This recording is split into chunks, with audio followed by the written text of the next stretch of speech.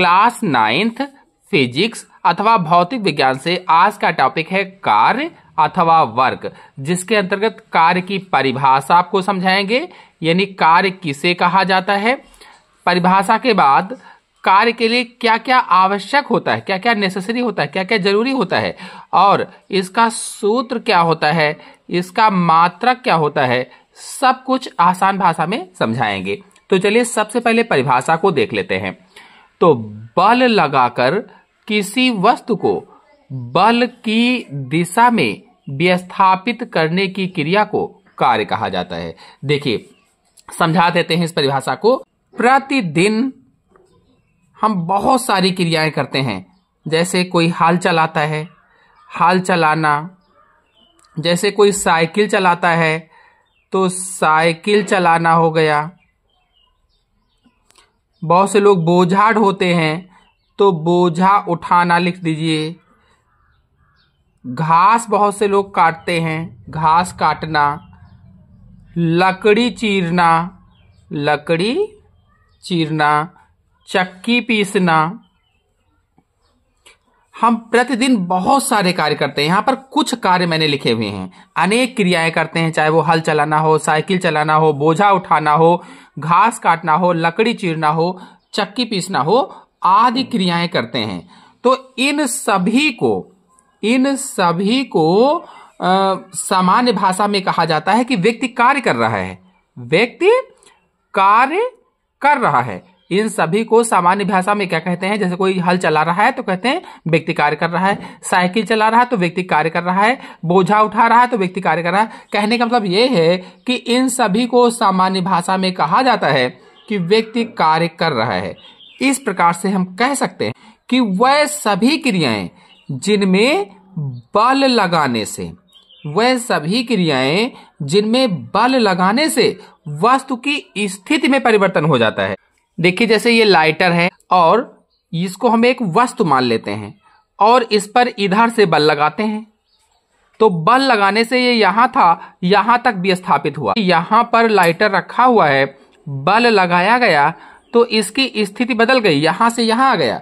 तो वह सभी क्रियाएं जिनमें बल लगाने से वस्तु की स्थिति में परिवर्तन हो जाता है, कार्य कहा जाता है। और इस प्रकार से परिभाषा लिखी गई है कि बल लगाकर किसी वस्तु को बल की दिशा में विस्थापित करने की क्रिया को कार्य कहते हैं। देखिए बल लगाया गया और बल किधर लगाया जा रहा है, तो बल इधर लगाया जा रहा है, इस दिशा में लगाया जा रहा है। तो बल लगाकर बल की दिशा में विस्थापित करने की क्रिया को ही कार्य कहा जाता है। इस परिभाषा को अगर और सरल भाषा में कहें तो आप बता सकते हैं कि किसी वस्तु पर बाहरी बल लगाने से वह वस्तु बल की दिशा में विस्थापित हो जाती है, इसे कार्य कहा जाता है। किसी वस्तु पर बाहरी बल लगाने से वह वस्तु जो होती है बल की दिशा में विस्थापित हो जाती है, इसे ही क्या कहा जाता है, कार्य कहा जाता है। अब देखिए कार्य होने के लिए दो चीजों की आवश्यकता होती है, एक तो बल, दूसरे बल की दिशा में विस्थापन। एक तो बल लगाना है, भाई जैसे ये पेन रखा हुआ है इस पर एक तो बल लगाना है और दूसरा बल जिधर लगाया जा रहा है तो बल की दिशा में विस्थापन भी होना चाहिए। तो दो चीजें चाहिए, कार्य होने के लिए दो चीजों की आवश्यकता है, एक तो बल आवश्यक और दूसरा बल की दिशा में विस्थापन भी होना चाहिए। ये पॉइंट क्यों कहे गए हैं भाई, ये पॉइंट इसलिए कहे गए हैं कि अगर बल लगाया गया लेकिन वस्तु विस्थापित नहीं हुई, बल तो लगाया गया है लेकिन वस्तु विस्थापित नहीं हुई है, तो क्या हुआ, कार्य शून्य हुआ, कार्य शून्य हो जाएगा। अगर बल लगाया गया है लेकिन बल की दिशा में वस्तु विस्थापित नहीं हुई है, या बल की दिशा छोड़ दीजिए, केवल उसका विस्थापन नहीं हुआ है, तो क्या होगा, कार्य शून्य हो जाएगा। या फिर बल की दिशा में नहीं हुआ, दिशा भी अगर सही नहीं, तो क्या हो गया कि कार्य शून्य हो जाता है। कार्य नहीं हुआ या कार्य शून्य हो जाता है। जैसे आप लोगों ने देखा होगा, जो हमारी पृथ्वी है, पृथ्वी पर जो स्थिर रखी वस्तुएं होती हैं, पृथ्वी पर जो भी वस्तुएं रखी हैं उनमें गुरुत्व बल लगता है, गुरुत्व बल लगता है। अगर गुरुत्वाकर्षण वाला चैप्टर आप नहीं पढ़े हैं तो हमारे चैनल से जाकर के पढ़ सकते हो, उसमें मैंने समझाया था। कोई भी वस्तु रखी हुई है उस पर गुरुत्व बल लगता है, लेकिन वह वहीं पर रखी रहती है। बल तो लग रहा है लेकिन उनमें कोई भी विस्थापन नहीं हो रहा है, इसलिए कार्य क्या है? कार्य शून्य हो रहा है, कार्य नहीं हो रहा है। इसीलिए कहा गया है, शर्त रखी गई कि कार्य अगर होगा तो दो चीजों की आवश्यकता होगी, एक तो बल की, दूसरा बल की दिशा में विस्थापन की आवश्यकता होगी। तो इस प्रकार से हम कह सकते हैं कि कार्य होने के लिए बल और बल की दिशा में विस्थापन, दोनों चीजों की जरूरत होती है, दोनों चीजों की आवश्यकता होती है। चलिए अब कार्य का सूत्र देख लेते हैं। अब देखिए कार्य का सूत्र कैसे निकालेंगे, तो किए गए कार्य का मान बल और बल की दिशा में उत्पन्न विस्थापन के गुणनफल के बराबर होता है। जो किया गया कार्य है उसका मान बल और बल की दिशा में उत्पन्न जो विस्थापन होता है उसके गुणनफल के बराबर होता है। मतलब W बराबर F गुणे D, यानी कार्य बराबर बल गुणे बल की दिशा में विस्थापन।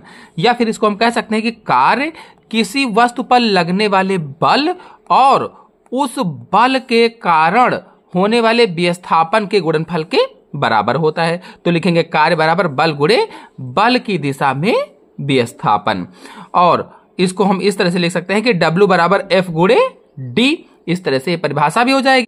अब चलिए इसका मात्रक कैसे निकालेंगे, मात्रक निकालना भी बता देते हैं। तो देखिए कार्य का मात्रक यानी यूनिट ऑफ वर्क क्या होता है कि कार्य का मात्रक न्यूटन मीटर होता है, या इसे जूल भी कहा जाता है। कार्य के मात्रक को न्यूटन मीटर या जूल कहते हैं। लेकिन ये कैसे निकला, तो देखिए इसका सूत्र होता है कार्य बराबर बल गुणे विस्थापन। तो अब SI अगर पद्धति देखा जाए तो SI पद्धति में जो बल है, बल का मात्रक मैंने बताया था न्यूटन होता है, बल का मात्रक न्यूटन होता है। और अगर विस्थापन का मात्रक देखा जाए तो विस्थापन का मात्रक मीटर होता है। बल का मात्रक न्यूटन, विस्थापन का मात्रक मीटर होता है। अब इसमें ये मान रख दीजिए, तो ये हो जाएगा कार्य बराबर 1 न्यूटन गुणे 1 मीटर हो जाएगा। इस प्रकार से हम लिख सकते हैं कि कार्य बराबर 1 गुणे 1 करेंगे तो 1 ही आएगा, न्यूटन मीटर हो जाएगा। अब 1 लिखा नहीं जाता है इसलिए लिख देंगे कार्य बराबर न्यूटन मीटर।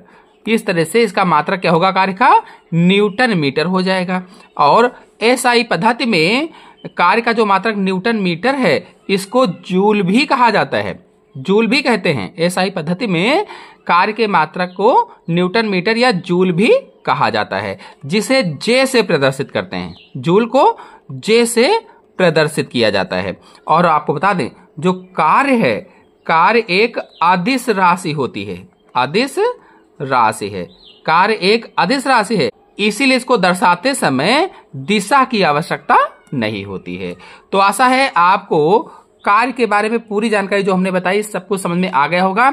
समझ में आ गया हो तो वीडियो को लाइक कीजिए, अपने सभी दोस्तों में शेयर कीजिए। चैनल पहली बार आए हैं तो चैनल को सब्सक्राइब भी कर लीजिए। धन्यवाद।